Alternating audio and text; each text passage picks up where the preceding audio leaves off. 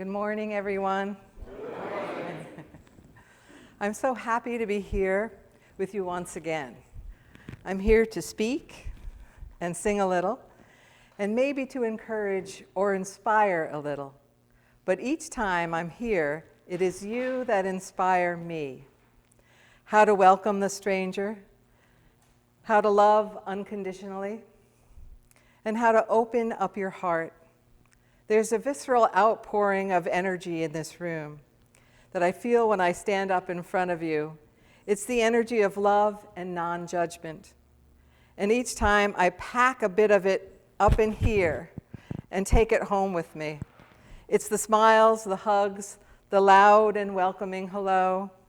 It's Joseph standing up here with his warm welcome and announcements. It's praying our intentions before the service begins. And so once again, I'm honored to be here as we delve into this new month's theme of connection. As has become my tradition, I'm going to try to highlight my thoughts with pieces of songs, many of which you probably know. So please sing along whenever you're able, as we all know that singing is praying twice, or maybe even 3 times.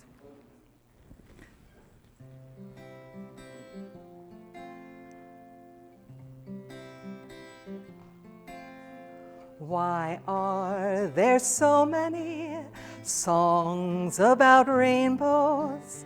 And what's on the other side?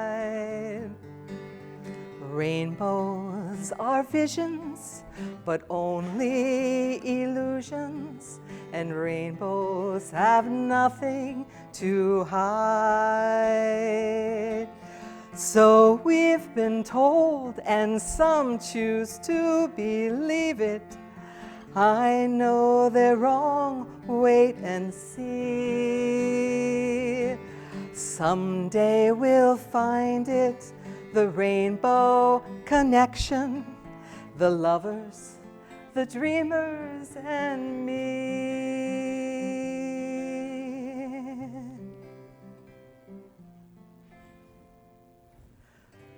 First of all, for all of us lovers and dreamers and me, if you should ever feel abandoned or cut off from the Spirit, remember that it is always there waiting for you to plug back in.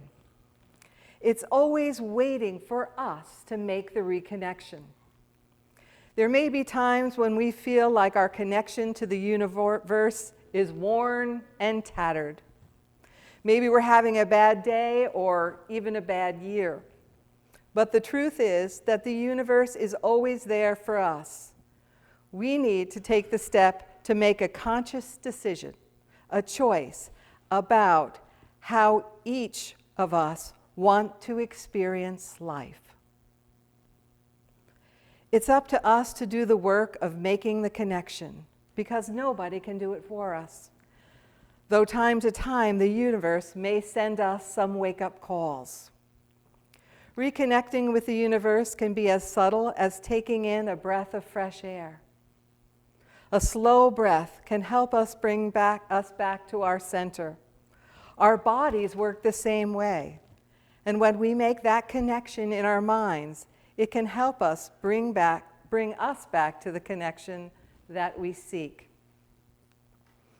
I have been thinking about the ways we connect to ourselves, to others, to God or divine intelligence, and to the earth, and just how important those connections are. For me, daily, well, almost daily, I do a spiritual practice that helps to keep me grounded, or maybe to keep me not too grounded. I wake up early, put on my essential oil diffuser with some peppermint or lemon oil. I play some meditative music from Pandora, and I sit in my grandmother's rocking chair, looking out of my window with some of my favorite inspirational books, the Tao of Joy. I also like Mark Nepo's Book of Awakening, and one that my daughter gave me for Christmas, Mary Oliver's Devotions. Those are my favorites right now. If I'm up early enough, the sun is rising up through the woods behind my house, and I can see white-tailed deer making their morning rounds, or hear the cackle of the wild turkey, and watch the birds at my bird feeder. Then I pray a bit, and then I try to go out for a meditative walk. I feel that starting my morning with intention and this connection to the earth, to self, and to spirit sets the tone for the rest of my day. You've got to get up every morning with a smile on your face and show the world all the love in your heart. Then people gonna treat you better. You're gonna find, yes you will, that you're beautiful as you feel.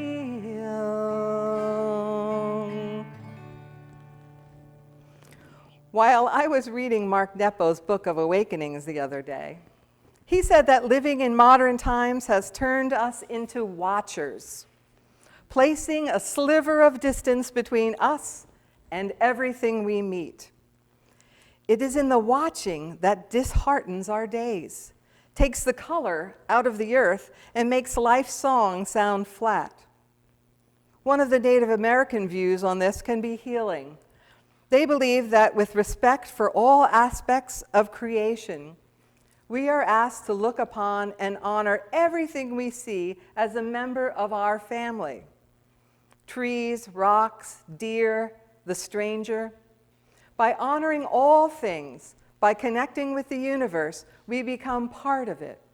We remove that sliver of distance, and we're rewarded by living in a world that is alive and not dead. He goes on to say that we should live as if the wind is not like God's voice, it is God's voice. And memories aren't like our loved ones visiting us, they are the spirits of our loved ones visiting us. When we allow our hearts and our souls to connect directly with this experience of life and not hover somewhere above it, then we become fully alive and connected to the spirit of life. A friend of mine from One Spirit Interfaith Seminary invited me to Florida this March. It was a bit unlike me to say yes, but I did, and the trip was to Disney World, which is one of her favorite places. Now, I'm not a lover of crowds or waiting in long lines, but we did and lived to tell about it.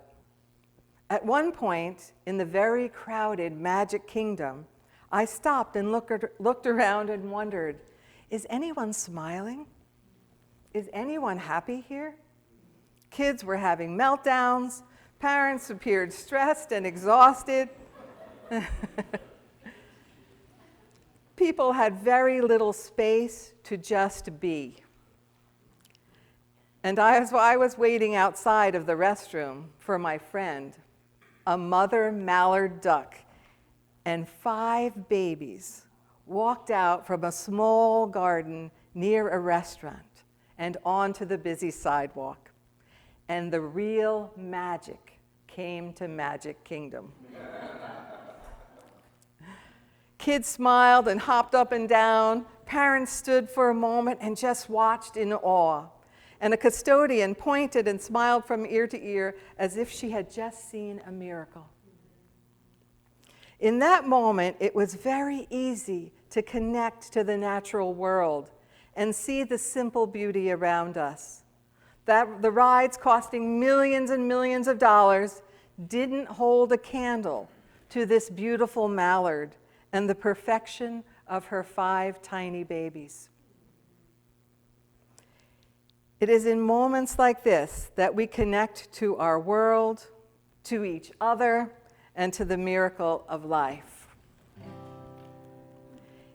It's a world of laughter, a world of tears. It's a world of hopes and a world of fear. There's so much that we share that it's time we're aware. It's a small world after all. Now everybody, here we go. It's a small world after all. It's a small world after after all. It's a small world after all. It's a small, small world. I'm sure you all got the connection of that song.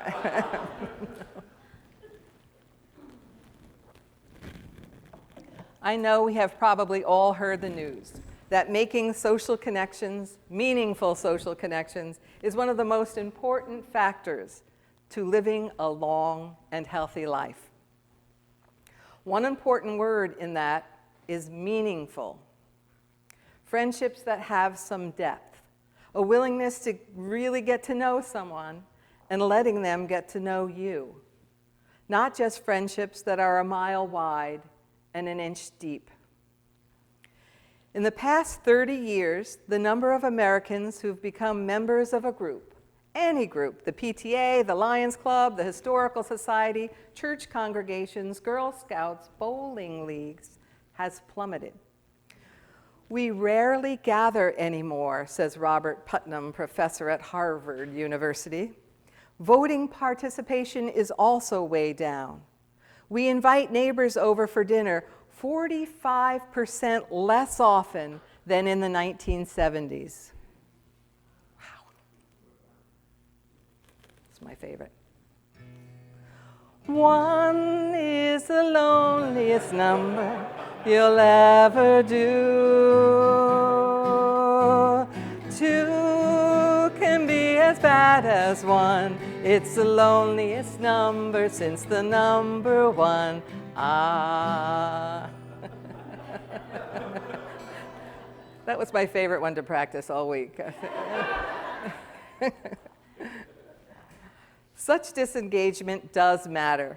The best predictor of low crime rate in a neighborhood is when most of the people know their neighbors' first names.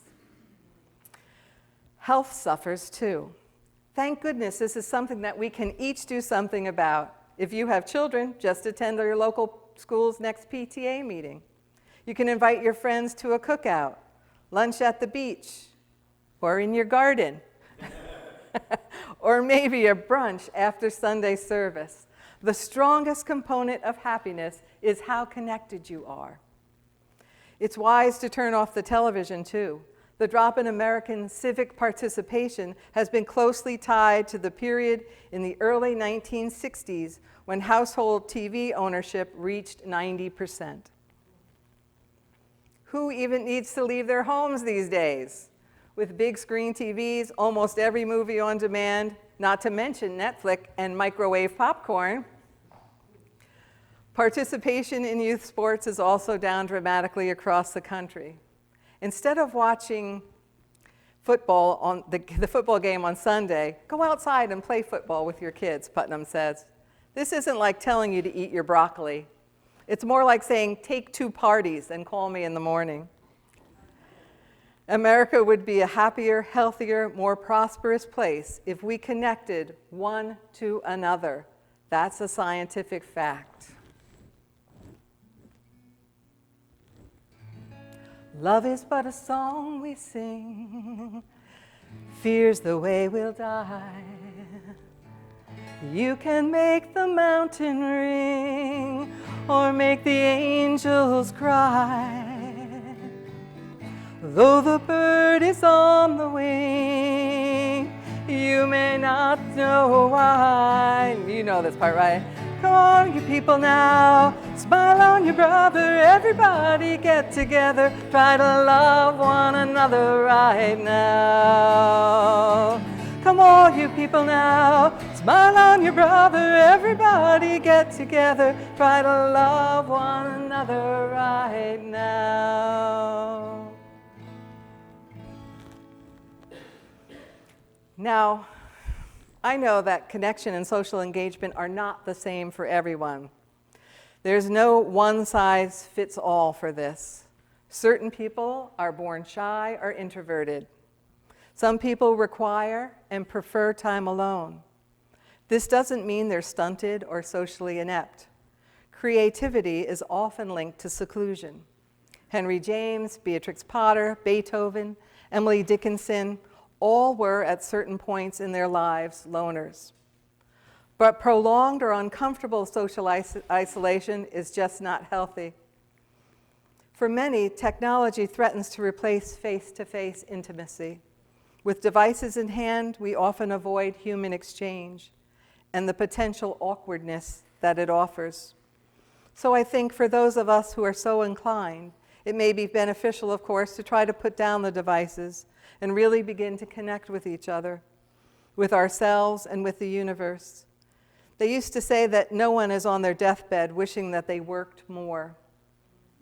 And I imagine it would be the same for cell phones, computers, iPads, and the like. Oh, I wish I had spent more time on my computer and less time interacting with my family and friends. Probably not. So it's so important for each of us to make those connections to others. And though creating new friendships takes time and patience, the rewards are plentiful. You just call out my name, and you know wherever I am, I'll come running to see you again. Winter, spring, summer, or fall, all you got to do is call, and I'll be there. You've got a friend.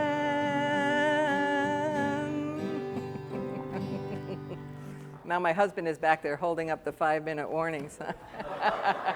We better watch out, he'll bring that sign home.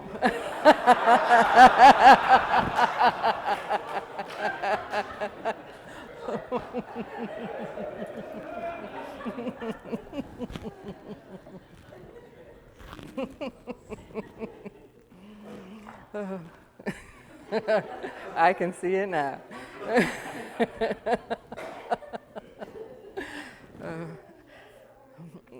Actively connecting to the earth can also help us connect to our spiritual selves.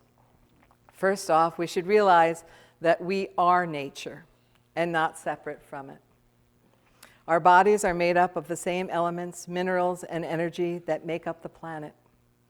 The percentage of water on the planet, for example, reflects the same percentage of water in our bodies. It is easy in this busy world to lose sight of who and what we are. Wellness is essentially being in tune or connecting with nature and aligning ourselves with the wisdom that is within us all. Many studies have shown that we are what we already know and what we feel, that spending time in nature dramatically reduces stress and is even anti-inflammatory. In Japan, they refer to this healthy time in the woods as forest bathing. It was developed in Japan during the 1980s and has become a cornerstone of preventative health care there in Japanese medicine. And we here on the East End are so fortunate to have miles and miles of trails in the woods and a very active trail associations. And you know, as they say, if you're lucky enough to live by the sea, you're lucky enough. Our brains are hardwired to react positively to water, and being near it can calm and connect us, increase innovation and insight, and even heal what's broken. Being near, in, on, or underwater can make you happier, healthier, more connected, and better at what you do.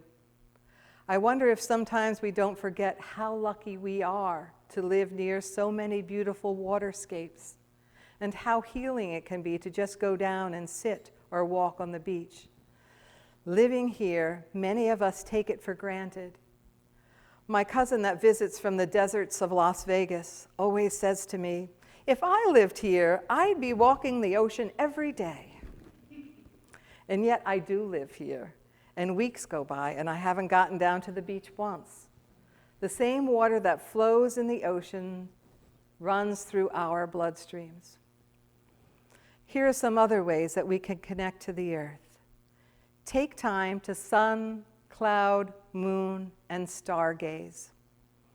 Looking skyward can be a tool to help us transcend space, time, reality, and keeps us connected to the universe. Many ancient civilizations looked to the stars for guidance and power. As above, so below.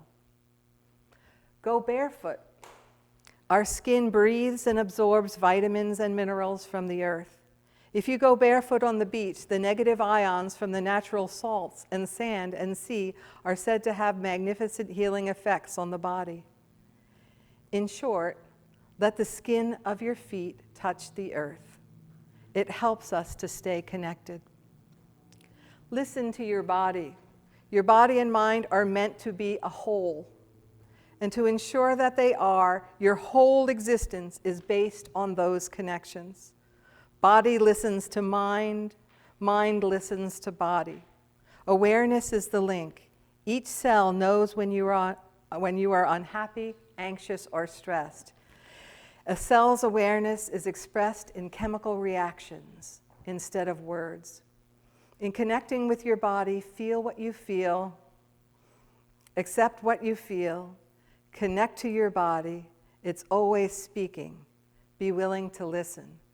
Trust your body. Every cell is on your side. Get friendly with the elements. Whether that means you take a swim in the ocean or go camping in the forest, simply put, get into nature.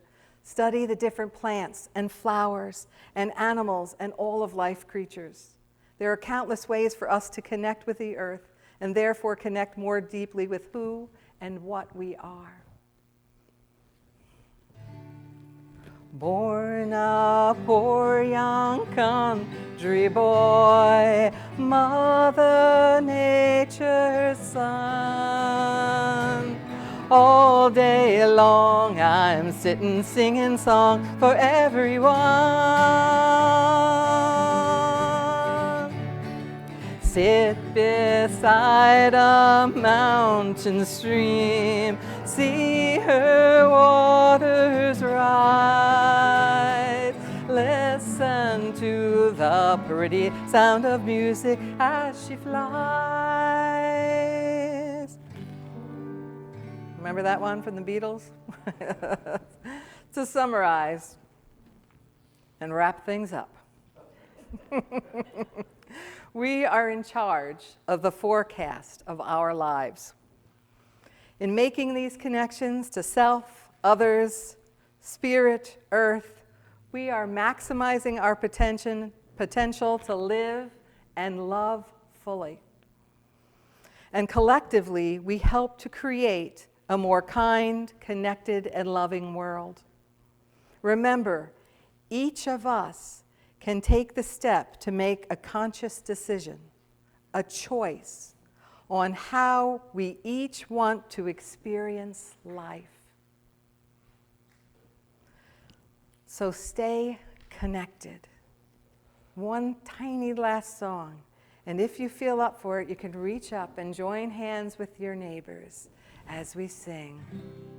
Reach out and touch somebody's hand and make this world a better place. If you can, everybody, reach out and touch somebody's hand and make this world a better place.